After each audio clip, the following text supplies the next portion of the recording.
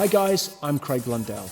In this video we're going to be looking at a hybrid setup and how it can improve musicality, live performance and practice. First up, we're going to look at basic click track with one of our modules.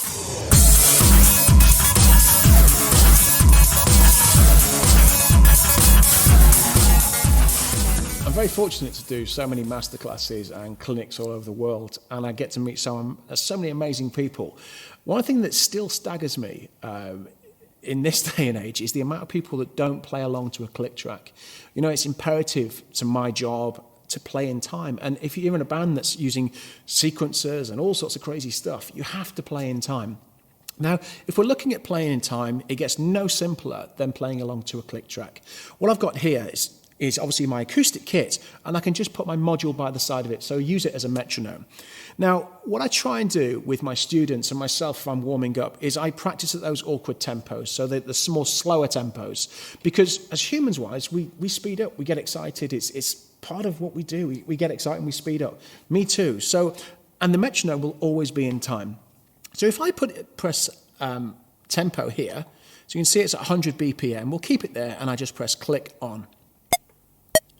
Now, it could be something so simple as just playing along. So if I just play along to that.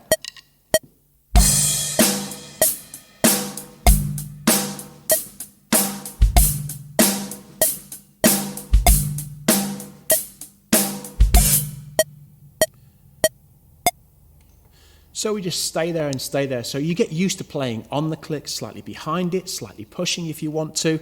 We can then, if we're having a good day, just keep pushing the tempo up. So we'll go to 120. Yet again, we're going to play the same groove. 2, 3, ah.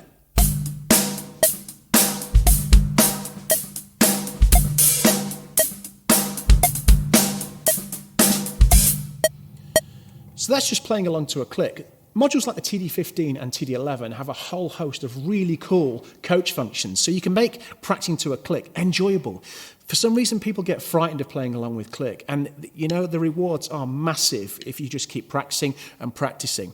Now that's just using basic 4/4. If I drop the tempo back to 100 BPM again, you can do some other things with the clicks. If I press click, I can change the time signature. So a lot of the stuff that I play personally is like prog rock sort of thing. So I can just go here and I can choose whatever I want, whatever meter. So let's say we take 15. So we're going to do 15, 16.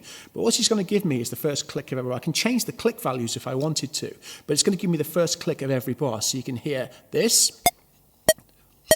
Da, da, da, da. So I'm just subdividing the last 3 16th notes over the click. So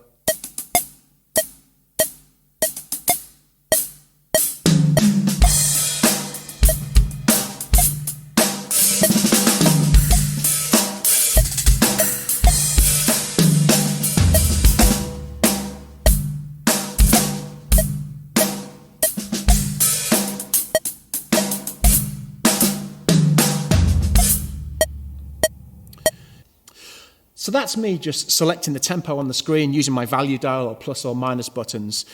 Something so simple as getting a V-pad, plug it into one of the inputs on the back of the module, and you can tap tempo, the actual click. So if you're struggling with the tempo you play, think, I'm really struggling with that tempo, just tap it, and that's the tempo of the click. You know, it's absolutely invaluable to playing in time, my job, and just technology in general. Everyone has to play in time and should never underestimate the power of a metronome.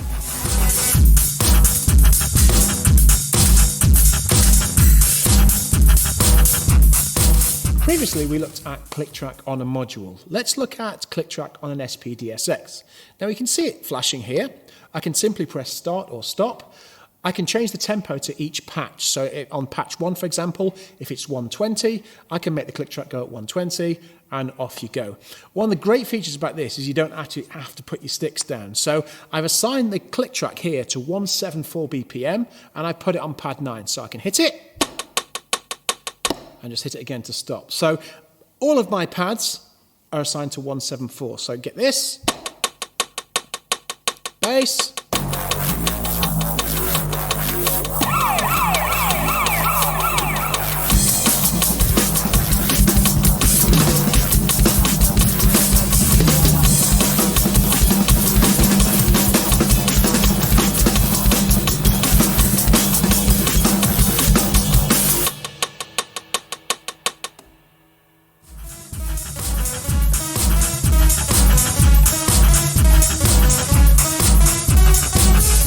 So while we're talking about click tracks, let's look at the Octopad SPD30.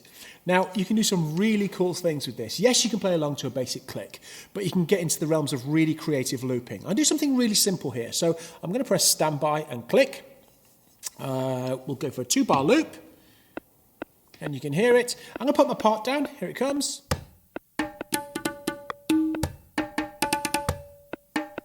Now you can hear the click is going round and round and round. I can choose to take it away after one phrase if I wanted to, but just so you can hear it and you can hear the click, I'll keep it in. So we'll go to a part 2.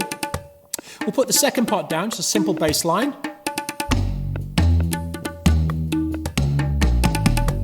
And there we go. We can then go part 3.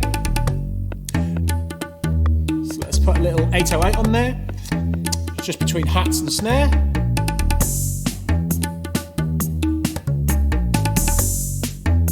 Now I can choose to speed it up and slow it down, it won't warp. This is really nice if you're teaching students or once again just for practice, switch it off.